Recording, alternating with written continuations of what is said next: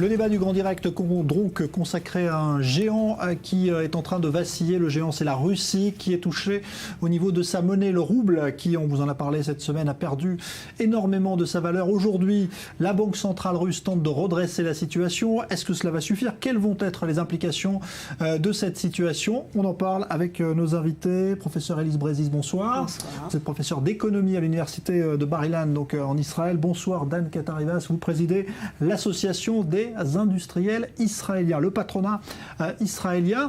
On a évidemment posé comme chaque jour la question concernant la stratégie de Poutine qui est directement visée par des sanctions depuis quelques semaines, sanctions économiques qui ont peut-être fait leur effet en s'attaquant au rouble. Est-ce que cela va donc l'amener à modifier sa stratégie? C'est la question qui était posée et on voit les réponses avec vous, Leslie Rezoug. Bonsoir. Bonsoir Jean-Charles. Depuis plusieurs semaines, la Russie s'enfonce dans une crise économique majeure. Le rouble chute de manière incontrôlable, l'inflation a augmenté de 10% et la population voit les prix s'envoler. Une tendance que le pouvoir ne semble pas réussir à endiguer et qui pourrait donc amener le Kremlin à infléchir sa politique économique et à revenir aussi sur certaines décisions diplomatiques. Et c'est donc dans ce contexte tendu que nous avons posé cette question à nos internautes. La crise économique russe va-t-elle changer la stratégie de Poutine? Alors regardons ensemble tout de suite les résultats de notre sondage. Des résultats très mesurés, vous le voyez, 45% de oui et 52% de non. Une très légère majorité de nos internautes considèrent que le président russe n'a pas l'intention de modifier les grandes lignes de sa diplomatie suite à la crise économique que traverse son pays. Pour Martin S., notre premier commentaire, comme vous le voyez sur l'écran, Poutine ne va certainement pas se laisser déstabiliser. Il ne veut pas apparaître faible face à l'Occident, malgré des tensions qui asphyxient le pays chaque jour un peu plus. Que cela soit bénéfique ou non, il ne changera rien à sa politique, notamment en Ukraine. Et notre seconde internaute, Lisa Potry, comme vous le voyez ici, souligne elle aussi le côté inflexible du président russe. Poutine n'a eu de cesse de s'opposer aux pays occidentaux, en Ukraine, en Syrie ou même vis-à-vis de la Chine. Ce sont des positions difficiles à tenir, ce ne sont pas les problèmes intérieurs qui vont affaiblir la voix de la Russie face aux autres nations, souligne-t-elle. Pratiquement la moitié de nos internautes pensent le contraire et pensent que la Russie va devoir sortir de son isolement. Comme Messan Kokuyovo, notre troisième commentaire, qui affirme que la baisse du rouble face au dollar et à l'euro due aux sanctions américaines et européennes, doublée par la perte du pouvoir d'achat des Russes, va entraîner une grogne sociale et la baisse de la cote de popularité de Poutine au sein de l'opinion. L'opinion qui va l'accuser d'être la source de leurs maux en s'obstinant à attiser la crise ukrainienne. Même constat pour Marius Pratt-Whitney, notre dernier internaute, qui estime que le principal frein à l'économie russe est la corruption. Cette crise pourrait forcer le gouvernement à assainir le système et à vraiment s'engager contre la corruption, souligne-t-il. Voilà donc Jean-Charles pour les avis de nos internautes ce soir. Je vous laisse en débattre en plateau. Et puis je vous rappelle que vous êtes toujours invités à participer à notre débat sur Facebook et Twitter. Et puis voter sur notre page internet www.i24news.tv. Merci Leslie Rezoug. Alors un commentaire d'abord sur la situation globale. Est-ce qu'à votre avis, Poutine doit aujourd'hui changer? Parce que sinon, il va vraiment entraîner son pays dans un chaos. Est-ce que c'est lié ou pas? Et la question, c'est que va-t-il changer? Parce que le grand problème de l'économie russe, c'est qu'en fait, ils n'exportent que du pétrole et du gaz et ils n'ont pas vraiment développé l'économie russe. Et donc, que peut-il faire à court terme? C'est vraiment très problématique. Quand le taux du pétrole était élevé, donc la situation était très bonne. Et là, maintenant, il est vraiment dans une situation très problématique. Surtout qu'il y a en plus l'embargo qui joue quand même sur les exportations. Et donc, c'est un peu une situation pas facile du tout. Est-ce qu'il doit absolument rétablir des liens avec l'Occident pour sauver son économie? Est-ce que la situation est grave à ce point, Dan Katarivas? Je pense qu'effectivement la situation est grave, mais il faut savoir dans quelle mesure est-ce qu'effectivement la Russie peut tenir le coup. Et je pense que les Russes ont déjà souffert en 98 et je pense qu'ils sont habitués malheureusement à passer des temps difficiles. Et là, je pense que c'est vraiment une question plutôt de confiance, en fait de manque de confiance dans le système système, mais il faut savoir est-ce qu'il y a un système qui peut remplacer Poutine aujourd'hui. Donc Poutine lui-même, je ne pense pas, est sur le point de faire un U-turn. Il ne faut pas oublier qu'il faut voir les choses aussi dans une dimension un peu plus globale. C'est vrai qu'avec l'Occident, les relations ne sont pas très bonnes, mais il y a d'autres marchés, du pétrole, il y a le marché chinois, il y a le marché indien, où là, Poutine, pour l'instant, essaye d'avoir des ouvertures. Donc aujourd'hui, les calculs économiques au niveau global ne se passent pas que entre la Russie, l'Europe et les États-Unis, mais il y a aujourd'hui d'autres, je dirais, facteurs, il y a d'autres joueurs sur le terrain, et donc c'est encore plus compliqué que ce l'était avant. Mais pour en revenir à votre question, je pense que pour l'instant, on ne voit pas comment effectivement, sauf si vraiment, je dirais, il fait un U-turn, mais en voyant le comportement de Poutine dans les dernières années, je ne pense pas que c'est la direction vers laquelle il s'engage. On a souvent dit, on a longtemps dit même, les Russes le croyaient, peut-être qu'avec leur gaz, ils allaient pouvoir se protéger finalement des sanctions européennes. C'est pas le cas aujourd'hui, le gaz russe ne suffit plus? C'est surtout très étonnant parce que vous avez quand même des compagnies, surtout françaises, qui ont investi en Russie et qui sont en Russie. Et donc, vous avez même Peugeot qui se trouve aussi en Russie, donc elles n'ont pas intérêt vraiment à un embargo, et l'embargo n'est pas total.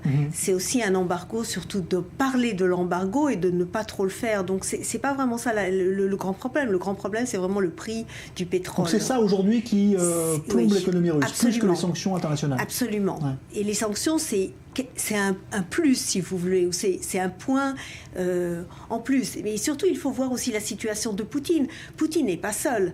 Ce n'est pas vraiment une démocratie. Ce qui se passe là-bas, c'est que vous avez la nomenclatura, donc les gens qui se sont enrichis à partir des années 90 et qui sont tous des amis de Poutine, disons, et qui le soutiennent. Et d'un autre côté, vous avez la classe moyenne actuellement.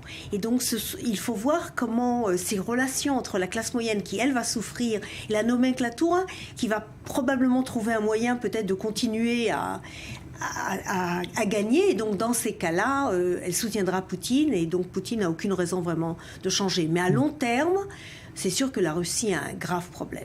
Ouais. On a dit aussi que la Russie souffrait de cette fuite des capitaux, parce que ceux qui gagnent de l'argent souvent le placent à l'étranger.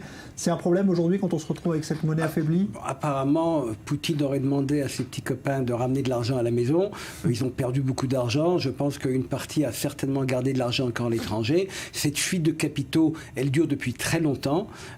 Et donc, aujourd'hui, une fois de plus, je pense que le gros problème, c'est effectivement qu'il y a des problèmes structurels dans l'économie russe qui ne fonctionne pas. La Russie, finalement, a souffert de ce qu'on appelle le fléau hollandais, c'est-à-dire que finalement, avec les revenus qui venaient du gaz et du pétrole, s'est créé une fausse richesse dans le pays qui, une fois de plus, n'a pas bénéficié toute la population russe. Si on regarde, plus de 60% des exportations russes sont justement des matières premières et du pétrole, donc sans presque de valeur ajoutée créée en Russie même. Si on regarde les revenus, les recettes des impôts, plus de la moitié proviennent justement de tout ce qui est cette industrie du gaz et du pétrole. Donc à part ça, il faut dire que l'économie russe se porte très mal. Il n'y a presque pas d'économie russe à part justement ce secteur. Maintenant, dépendre tellement de ce secteur qui finalement a une volatilité, comme on le voit, assez importante, ça met à risque toute l'économie russe. C'est pour ça que l'économie est si fragile aujourd'hui et que le rouble, justement... Absolument. Vous vous rappelez de ce dicton en France, on n'a pas de pétrole mais on a des idées? Bien, effectivement, les économistes ont expliqué que c'était vrai. C'est-à-dire, quand vous avez vraiment des matières premières, vous n'y gagnez pas parce que vous êtes pris par le fait que vous exportez cela et vous n'exportez pas autre chose. C'était d'ailleurs... Il y a d'autres pays qui produisent beaucoup de pétrole et qui sont peut-être moins touchés aujourd'hui. Pourquoi la Russie spécifiquement, plus que d'autres qui ont beaucoup de pétrole? Parce qu'elle n'a pas investi. Mais parce que comme vous avez une oligarchie, en fait, elle n'a pas vraiment investi, elle n'a pas pensé à développer d'autres secteurs. Par exemple, la Norvège actuellement a une autre stratégie. Et donc, de ce point de vue, vraiment, à long terme, la Russie doit changer de position et vraiment décider d'un nouveau d'investir dans le capital humain.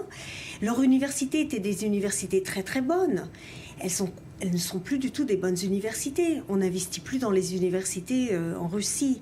Et donc c'est vraiment là le point très faible de la Russie. Comment est-ce qu'on sort d'une telle situation? On voit aujourd'hui la Banque centrale intervient, c'est-à-dire qu'il y a une recette miracle pour sortir d'une telle situation? Je ne pense pas qu'il y ait des recettes miracles. Il y a un processus qui est entamé. Il va probablement encore y avoir, je dirais, probablement vous allez avoir maintenant de l'inflation qui va commencer. Vous allez avoir tout un changement des relations des prix dans le marché russe. Il va y avoir donc un réajustement de la consommation. Donc il y a tout un processus qui est en train de se faire et ça risque encore de basculer avec encore des capitaux qui vont sortir. Donc on ne peut pas prévoir vers où ça va aller, mais il est certain qu'il faut arrêter à un certain moment cette hémorragie et ça peut être avec des contrôles des prix. On est passé par là, même en Israël, on a eu des situations où il y a eu effectivement, je dirais, une nécessité de prendre des mesures très dures du côté du gouvernement pour essayer de stabiliser la situation. Je pense que Poutine a les outils s'il doit stabiliser, mais une fois de plus, ça veut dire que par exemple les pensionnaires, parce que là aussi ils font penser par exemple aux gens qui reçoivent des recettes fixes ou qui ont tous les mois un salaire ou une pension qui va baisser dans sa valeur, leur pouvoir d'achat va baisser, tout ça, ça va entraîner encore plus, je dirais, des écarts dans la société russe. Donc la situation n'est pas, je dirais, vers l'optimisme. Mais il y a des moyens à essayer de bloquer, je dirais, une dégradation de la situation. Il y a des mesures gouvernementales qui sont possibles. On peut continuer à intervenir sur le marché international. On peut essayer de encore plus, je dirais, augmenter les taux d'intérêt. Bon, on arrive à ce moment-là à un nouvel équilibre, mais dans une situation économique totalement différente. Est-ce que, à votre avis, il est trop tard aujourd'hui pour reconvertir une économie qui a été comme cela tournée vers le pétrole et le gaz? Ça va prendre du temps, évidemment, mais surtout le pétrole, on n'est pas du tout sûr quel est le prix du pétrole. Il a baissé énormément, on n'est pas sûr s'il ne va pas à un moment ou à un autre remonter, surtout qu'il y a cette position que s'il est trop bas, eh bien finalement vous ne pouvez pas vraiment... les États-Unis vont peut-être sortir du marché. Donc ce n'est pas très clair. Ce qui paraît, c'est l'OPEC qui essaye actuellement de faire baisser les prix à ce point pour justement que les États-Unis arrêtent leur propre exportation. C'est pas très clair tout ça, mais ce qui est sûr, c'est que la Russie doit se réveiller. Tout ça, c'est quoi à votre avis? On a parlé du pétrole aussi. Il y a une attitude politique aussi de la Russie aujourd'hui qui se retourne contre elle, le fait qu'elle n'ait jamais cherché à s'intégrer complètement à l'Europe, qu'elle ait toujours joué finalement sa carte. Non, je pense qu'effectivement le fait d'avoir joué un petit peu, je dirais, joué un peu rôle à part, c'est-à-dire l'intégration vers l'Europe, c'est-à-dire le fait que finalement, si vous vous souvenez, la crise finalement, on peut peut-être retracer la crise, justement la crise ukrainienne, et après ensuite avec ce qui s'est passé en Crimée, tout ça, ça s'est rajouté avec la crise vers l'Occident, à la place d'essayer des ouvertures, justement de créer une vraie transition, parce que finalement il y a d'autres pays qui étaient sous le joug soviétique il y a une vingtaine d'années et qui ont réussi à se transformer en vraie économie de marché, à créer vraiment, regardez, il y a des pays comme la Tchéquie qui sont certainement aujourd'hui en situation, pas extraordinaire, mais certainement très loin. Vous prenez un pays comme la Pologne, qui aujourd'hui en Europe, certainement est l'un des pays avec encore une croissance. Donc il y a une possibilité de transformation. Je pense que la Russie n'a pas du tout entamé ce processus qui s'appelle transformation d'une économie qui était étatique à une économie de marché et elle est coincée quelque part au milieu. Et la raison, c'est justement les élites, parce que les élites n'ont pas pu se permettre, ni en Pologne, ni en Tchéquie, elles n'avaient en fait rien à prendre et donc ne pouvaient pas se développer de cette manière-là et donc ont investi dans du capital humain et dans une vraie démocratie, alors qu'en Russie, finalement, la nomenclature a tout simplement tout pris pour elle, a tout simplement perdu le pouvoir, mais elle a gagné le pouvoir économique. Et dans ces cas-là, vous n'avez aucune raison de changer votre système économique à long terme, puisque vous êtes finalement très riche et vous pensez uniquement à votre propre pouvoir. Et c'est donc pas une vraie démocratie. Donc le problème est vraiment à très long terme, c'est de changer. Et puis aussi, il y a eu des dépenses qui ont été ces fameuses dépenses sur les Jeux Olympiques. Ils ne sont pas finis, parce qu'il y a la Coupe du Monde qui arrive aussi en 2018. Mais oui, quelque chose d'intéressant, quand vous avez un pays qui vraiment, comme la Grèce, vous avez les Jeux Olympiques, quelques années après, eh bien, vous êtes en fait en faillite. on a presque l'impression que ces Jeux Olympiques, finalement, n'apportent pas vraiment une possibilité de développement, mais peut-être, justement, aggravent les problèmes de budget. Faillite, c'est un mot qui peut s'appliquer à la Russie. Il y a vraiment un risque de voir l'État russe faire faillite, là ? Je pense qu'effectivement, ils sont vraiment face au précipice. Ça peut être... Donc, ils ont déjà été en faillite. En 98, c'était la faillite. Donc, je dirais, ils ont peut-être l'habitude. Non, mais cette fois-ci, ça va faire plus mal, peut-être. Mais on peut très bien imaginer qu'un pays comme la Russie, dans les situations actuelles, peut effectivement être en faillite. Ouais. Qui intervient dans ces cas-là ? Qui vient en aide ? Rapidement ? Je ne pense pas que là, il y a une possibilité vraiment d'aide. Ouais. C'est un pays trop grand. C'est un pays trop grand pour être aidé. C'est un pays trop grand pour une faillite dans le sens que la dette ne sera pas récupérée, puisque de toute façon, c'est surtout une dette qui est interne.